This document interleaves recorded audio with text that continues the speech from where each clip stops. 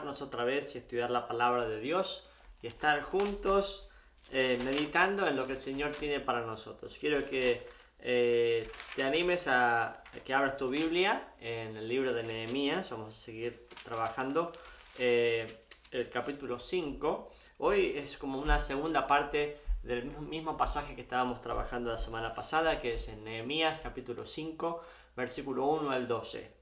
Y en esto estamos estudiando el libro de Nehemías en una serie que se llama Reedificando en Fe.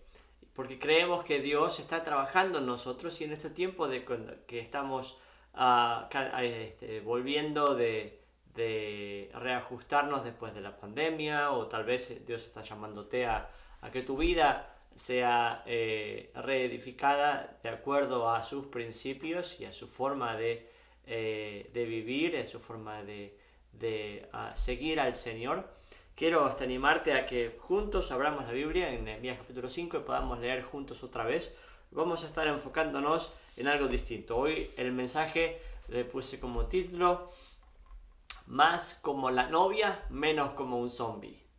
¿Y qué significa esto? Quiero que vayamos hoy a leer juntos. Dice así: los hombres y las mujeres del pueblo protestaron enérgicamente contra sus hermanos judíos, pues habían quienes decían: si contamos a nuestros hijos y nuestras hijas, ya somos muchos. Necesitamos conseguir trigo para subsistir. Otros se quejaban por conseguir trigo para no morirnos de hambre. Hemos hipotecado nuestros campos, viñedos y casas. Había también quienes se quejaban: tuvimos que empeñar nuestros campos y viñedos para conseguir dinero prestado y así pagar el tributo al rey. Y aunque nosotros y nuestros hermanos somos de la misma sangre, y nuestros hijos y los hijos suyos son iguales, a nosotros nos ha tocado vender a nuestros hijos e hijas como esclavos. De hecho, hay hijas nuestras sirviendo como esclavas y no podemos rescatarlas, puesto que nuestros campos y viñedos están en poder de otros. Nehemías dijo: cuando oí sus palabras de protesta me enojé muchísimo, y después de reflexionar reprendí a los nobles y gobernantes. Es inconcebible que sus propios hermanos les exijan pago de intereses. Convoqué además una asamblea contra ellos y así les recriminé: hasta donde nos ha sido posible hemos rescatado a nuestros hermanos judíos que fueron vendidos a los paganos, y ahora ustedes quieren vender a sus hermanos después de que nosotros los hemos rescatado. Todos se quedaron callados, pues no sabían qué responder. Yo añadí: lo que están haciendo ustedes es incorrecto. ¿No deberían mostrar la debida reverencia a nuestro Dios y evitar así el reproche de los paganos, nuestros enemigos? Mis hermanos y mis criados y hasta yo mismo he prestado dinero y trigo, pero ahora quitémosles esa carga de encima. Yo les ruego que les devuelvan sus campos, sus viñedos, olivares y casas, y también el 1% de la plata, el trigo, el vino y el aceite que ustedes les exigen. Está bien, les respondieron ellos, haremos todo lo que nos has pedido. Se lo devolvieron todo sin exigirles nada. Paremos ahí. En este tiempo estamos estudiando el pasaje y estábamos analizando la semana pasada los porqués. ¿Por qué llegaron a estar de ese momento? Hoy quiero enfocarnos en un aspecto de esto. Cuando estamos estudiando este pasaje, nos hace recordar a otra sección que hemos estudiado antes, que está en el capítulo 4, el capítulo 3. Un pequeño parte del versículo 5 del capítulo 3 dice así: los de Tecoa construyeron el siguiente tramo de la muralla, aunque sus notables no quisieron colaborar con sus dirigentes. Cuando estás estudiando este pasaje podés ver que en el proceso de reconstrucción habían familias y gente que estaba trabajando en la reconstrucción de la muralla y al mismo tiempo tenían que mantener sus familias y mantener sus campos y viñedos, aún pagar el tributo, y hay una presión, ¿no es cierto?, suficiente sobre todo el pueblo para poder trabajar por el beneficio y el crecimiento de los demás. Estamos trabajando de que el concepto de que el trabajar para el Señor, el trabajar para el bien de los demás y el futuro de nuestras familias y el futuro de de los que vienen detrás de nosotros. Requiere que pensemos no solamente en lo inmediato, sino que pensemos en el más adelante y cómo vivir de una manera que agrade al Señor por el bien, para agradarle al Señor y para bendecir a las familias que vienen por delante. Pero vemos que aparentemente en el trabajar, en la repartición del trabajo de la muralla, había gente que dijo que sí y gente que dijo que no. Y gente que dijo, bueno, yo estoy muy ocupado en mis propias tareas, no necesito trabajar en eso. Hay otros que dijeron, no importa, aunque esté en condiciones difíciles, aún voy a seguir trabajando. Y así siguió esta tensión. En el pueblo de Dios también vemos que hay momentos o hay necesidades en el pueblo de Dios, y vemos que hay mucha gente que trabaja a más no poder, y tal vez querés decirle, bueno, descansa un poco, pará, tenés que recuperar las fuerzas, y el comentario siempre es lo mismo, pero hay tanto trabajo para hacer, la mies es mucha, y si paro, ¿quién lo va a hacer? Y como dirigentes siempre estamos pensando lo mismo, ¿no es cierto? ¿Y cómo vamos a trabajar, a poder seguir adelante si tal o cual para, ¿no es cierto? Y vemos que hay otra parte de la población o del pueblo que dice, bueno, no sé, estoy muy ocupado, o te voy a dar, o no tengo demasiado tiempo, o no sé, demasiadas razones, y no voy a entrar en los detalles, pero espero que puedas comprender que el llamado para poder edificar y ser la persona que Dios quiere, para ser el pueblo, la iglesia que Dios está buscando, significa que debemos empezar a mirar al trabajo que Dios pone por delante, y poder mirar al pueblo de Dios como parte de nosotros. Una de las cosas que podemos rescatar es que los que estaban trabajando en la muralla reconocieron que su esfuerzo era válido, porque estaban construyendo el futuro de Jerusalén, el futuro de la nación. Estaban trabajando para el futuro del pueblo de Dios. Estaban esforzándose, estaban dando de sí mismos, aún a pesar de las dificultades, siguieron adelante. Los nobles y los dirigentes que estaban poniendo cargas indebidas durante todo este tiempo, cuando fueron llamados la atención, veo la particularidad de que, gracias a Dios, no pusieron excusas. El pasaje dice porque no sabían qué decir. Pero cuando somos confrontados con la necesidad o del llamado de Dios para nosotros, podemos tener todo tipo de excusas, todo tipo de razones por las cuales no responder al llamado. Y esto no es un reto o exigirte algo. Estoy diciendo que a veces, cuando miramos a la iglesia, con todos sus desperfectos, con todos los deseos que tenemos o las cosas que podrían ser, y a veces vemos que mucha gente trabaja al desosiego, hasta más no poder, por el bien del pueblo, pero tenemos otros que no. Lo otro que podemos ver es que hay una capacidad increíble de buscar nuestros propios deseos. Los nobles y los dirigentes que estaban poniendo esa carga indebida sobre los demás y sobre los necesitados, estaban buscando, en vez del deseo común, estaban buscando su deseo propio y aprovechándose de las circunstancias. Entonces, en ese sentido, lo que te animo es que empieces a responder de una manera distinta. Lo bueno como resolución de este conflicto es que la respuesta también de los que estaban en falta, de no poner excusas, de no poner razones por las cuales no obedecer. Entendieron que el llamado de Dios era para ellos, para vivir distinto. Y en el vivir distinto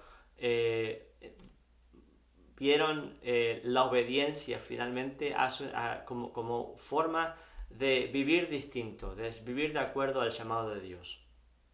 Entonces vemos que hay el llamado de la unidad, de vivir de manera distinta de Dios sobre todos nosotros, como primera parte. No podemos estar mirando al pueblo de Dios y decir, bueno, ellos o nosotros, sino que somos uno. Y el llamado de Dios es para que vivamos reconociendo que el pueblo de Dios me incluye. Si estamos en Cristo, somos parte de la familia de Dios y somos llamados a que reconozcamos en el otro a mí mismo, que encontremos en el otro parte de mi familia. Entonces, como reconozco eso, que fui llamado por el Señor para vivir para Él, mi llamado es para trabajar en unidad, para trabajar para el bien de los demás. Eso significa también que cuando Dios me llama la atención para cambiar mi forma de vivir, es un llamado también para no poner excusas, sino para decir, Señor, que así sea. Y un tercer punto de este llamado para vivir de acuerdo como Dios nos llama, para vivir siguiendo al Señor, es que es costoso. Hay un costo de seguir al Señor. El costo para el pueblo de Israel de decir que iban a vivir de acuerdo a las normas del Señor, le llamó, hay dos formas de verlo, o dos aspectos en que esto se manifiesta. Uno es que a los que estaban trabajando en la muralla les costó tiempo, sudor, trabajo y dinero. Y entonces en ese proceso también tenían sus preguntas. Señor, ¿cómo voy a cubrir mis necesidades? ¿Cómo voy a rescatar a los que no puede, a los que están en una situación desfavorable? Señor, ¿cómo seguimos adelante? Y a los nobles y los dirigentes que estaban haciendo lo incorrecto, lo que Dios les llamó es decir, bueno, tiene que haber una forma de demostrar lo que creemos, y en ese creemos les costó el tener que devolver lo que no era correcto, lo que habían tomado de forma incorrecta. Hay un costo, nos va a costar. Dios nos llama a caminar en fe siguiéndole a Él, y en el seguir al Señor nos va a costar. Y hay diferentes tipos de costo para cada uno de nosotros. Y es el costo de decir, Señor, vos me llamaste para ser parte de tu familia, y eso es lo que tiene valor. Señor, tu llamado es importante y es el más importante de mi vida. A veces estamos jugando como si fuese que jugamos a dos manos, ¿no es cierto? Seguir al Señor, pero edificar mi propio proyecto. El vivir como parte del cuerpo de Cristo significa que, con el título estaba diciendo, seamos más como la esposa, como la novia que Dios está llamando, ¿no? Y menos como un zombie. Por eso estoy diciendo que los distintivos de cada uno, si uno se imagina la novia que el Señor Jesús viene a buscar, es una novia radiante, ¿no es cierto?, pura, una novia que irradia el amor de Jesús, o el amor a Jesús, ¿no es cierto? Es una imagen también del trabajo que Dios ha hecho en la novia, en prepararla para este momento. Es una perfecta imagen del amor y la creatividad de Dios en su novia. Y por eso estoy llamándonos a que reconozcamos el trabajo que Dios está haciendo, y que vivamos no como un zombie. Y los zombies, si uno se imagina, tienen esta descripción de que hay partes del cuerpo que no están funcionando, que están colgando. Me imagino que tienen un olor horrible. Hay partes de la carne que están colgando o heridas abiertas y es difícil de procesar. Entonces, si uno mira a la iglesia de hoy y uno tiene que mirar hacia adelante, ¿cómo vemos a la iglesia de Dios? Mira, a veces tengo que reconocer que parecemos más como un zombie que una novia radiante, porque vivimos con nuestras heridas abiertas, con parte del cuerpo de Cristo que no funciona, que no está andando en el llamado que Dios le dio, y hay partes del pueblo que está trabajando más en el poder y otras que no, por una razón o la otra. Entonces, si vamos a vivir más como la novia que Jesús viene a buscar, debemos reconocer que necesitamos que todos los miembros del cuerpo de Cristo estén andando. No tenemos la capacidad ni el privilegio de poder decir yo no te necesito. O no podemos decir, bueno, la iglesia debería ser así, sin reconocer que yo soy parte de la iglesia. Es como que el zombie dice, todos los zombies son horribles, y se ve al espejo y salta, ¿no es cierto? En este pasaje que estamos mirando vemos que hay una dicotomía entre la reacción de las diferentes partes del pueblo de Israel. Algunos trabajando más no poder, otros abusando de las circunstancias, y Nehemías en el medio llamando a todos a vivir de acuerdo a la forma que Dios nos está llamando. Y entonces, si vemos también esta dicotomía en el pueblo de Cristo, vemos que hace falta algunas actitudes, o hoy quisiera darles algunas pasos prácticos para ser más como la novia que Jesús viene a buscar, y menos como el zombie que no nos gusta ver. Uno de esos es que tenemos que reconocer la realidad que estamos viviendo, ¿no es cierto? Que a veces no nos gusta lo que vemos en el espejo, pero si no nos gusta ver eso en el espejo, necesitamos llamar a que vivamos distinto.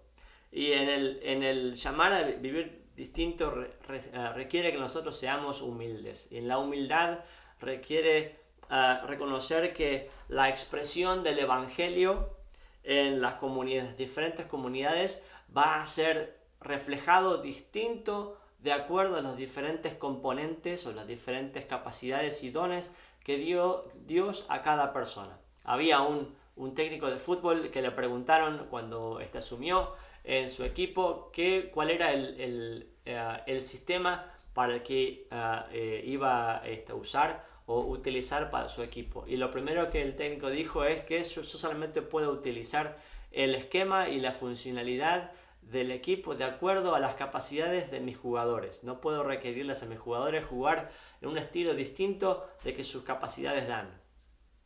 Entonces vemos que en el pueblo de Cristo es lo mismo. Cada expresión en cada iglesia, cada tiempo son distintos de acuerdo a los dones y las capacidades y la originalidad que Dios puso en cada uno de nosotros. Entonces la humildad requiere que empecemos a trabajar todos al mismo tiempo, y reconociendo que no tenemos la capacidad de discernir cómo es esa expresión del evangelio, cómo se va a dar, porque requiere el obrar del Espíritu Santo en nosotros y a través de nosotros en maneras particulares y únicas. Que entonces significa eso también que no puedo esperar que los demás hagan algo y cuando hagan algo yo después voy a sumarme. Significa que yo voy a tener la humildad suficiente de decir soy parte.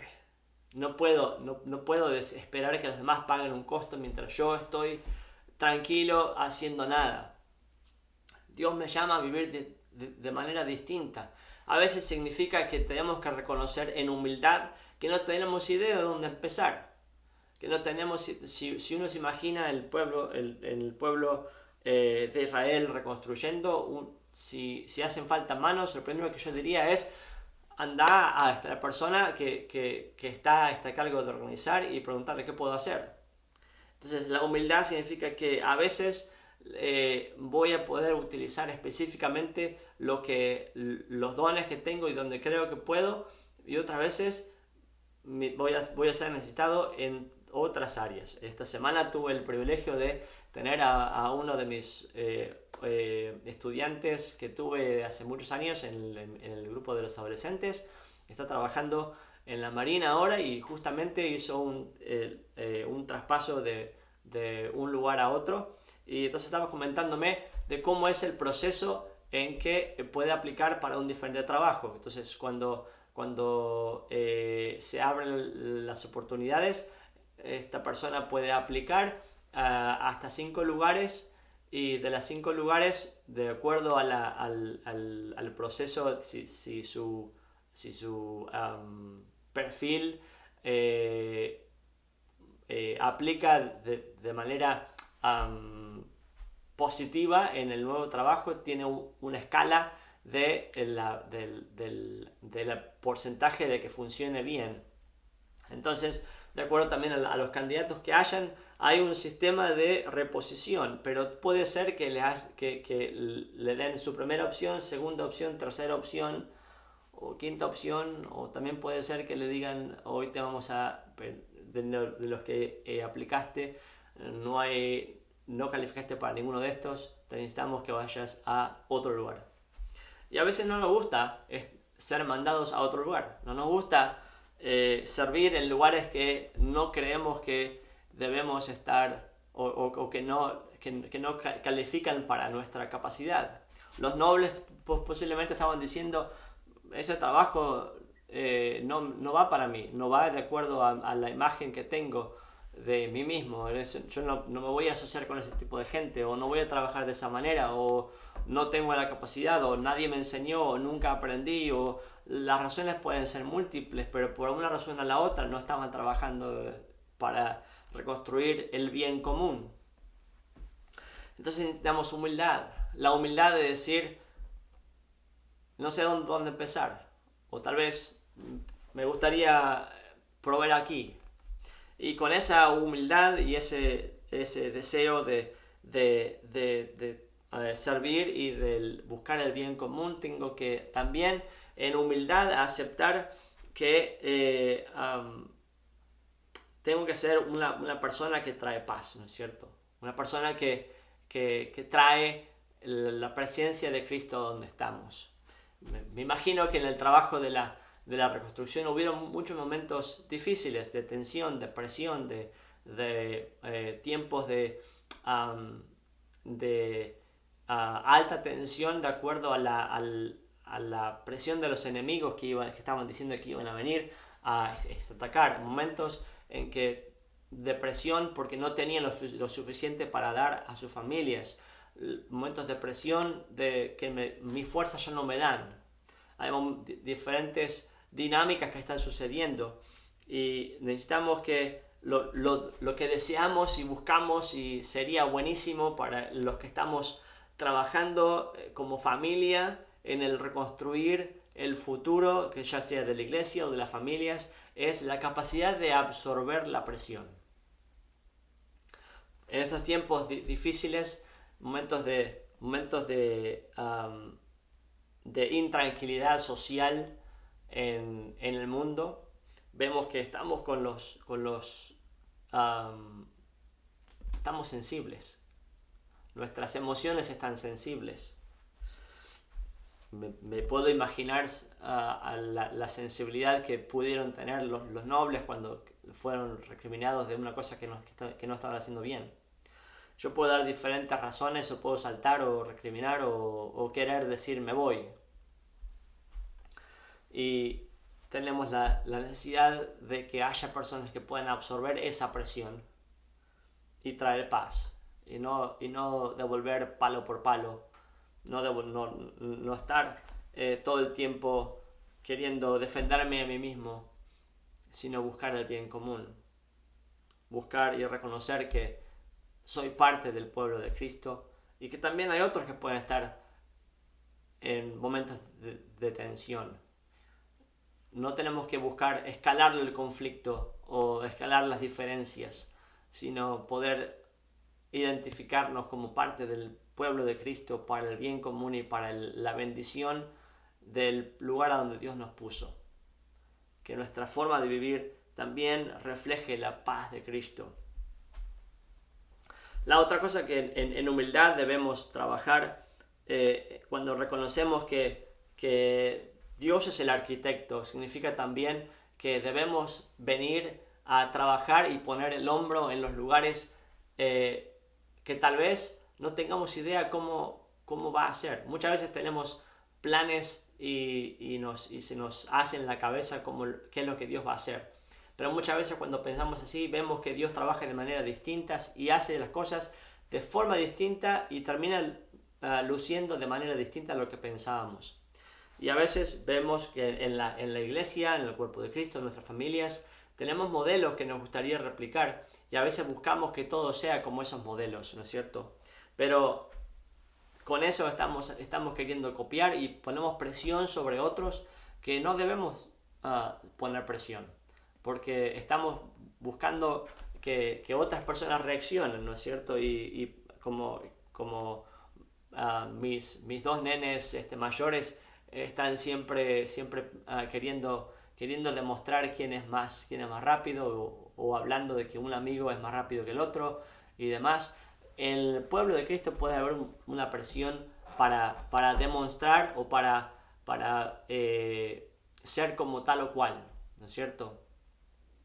Y con eso ser como tal o cual también estamos diciendo en otras palabras que lo que hace la otra persona es más importante que lo que estás haciendo, o que sus talentos son mejores que los tuyos, entonces mejor olvídate de lo que quieres hacer o copia a ese modelo. Yo creo que Dios nos ha dado creatividad y lo suficiente de su espíritu para poder confiar que lo que Él está haciendo y la mezcla que está haciendo o los ingredientes que está poniendo en su lugar son los que este momento, este lugar y este tiempo requieren.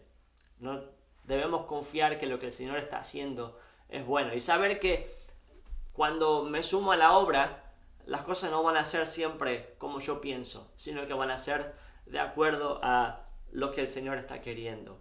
Entonces con esto necesitamos humildad, la capacidad de absorber la presión, la capacidad de, en humildad, no poner presión o expectativas locas sobre los demás, sino ser una persona que dice, ¿cómo puedo ayudar? En poner el hombro y en vez de aumentar las cargas sobre los demás, es decir, ¿cómo puedo ayudarte a que podamos cumplir juntos la misión? Quiero animarte que vivamos juntos siendo mutuamente edificados y que un brazo ayude al otro, una pierna a la otra, que traigamos sanidad, traigamos paciencia, que traigamos el sentido de unidad que Dios nos está llamando. Hoy quiero que paremos ahí, porque quiero que prestes atención al llamado de Dios. Y con todo esto, quiero terminar con un comentario. Estaba mirando un video de una charla de TED de un actor que se llama Ethan Hawke, y el título de la charla es cómo liberarte para ser más creativo. Y una de las cosas que él estaba diciendo es que hoy en día todo el mundo quiere decir cosas que sean totalmente significativas y que hagan a toda la gente pensar y decir wow. Y entonces él lo que estaba diciendo es que el arte no está diseñado para hacer eso, sino que está diseñado para impactar a las personas en el momento que lo necesitan. Entonces en ese llamado él dice, estate dispuesto a pasar por tonto. Y a veces como iglesia nos avergonzamos del cuerpo de Cristo. Como iglesia comparamos una iglesia o una expresión con otra expresión, pero no estamos dispuestos a dar lo mejor y pasar por tontos. No en el sentido de hacer tonterías, sino en el sentido de dar lo mejor sin estar esperando impresionar a los demás, sino dar lo mejor esperando que el que se glorifique sea el Señor. Entonces, cuando te sumes, no estés esperando que tu contribución o que todos los demás hagan algo de acuerdo a lo que estás esperando, sino dar lo mejor para el Señor. Eso significa excelencia y dejar que el Señor obre y use el trabajo y la expresión de los ministerios y de la iglesia y de los mensajes de acuerdo a lo que Él quiere.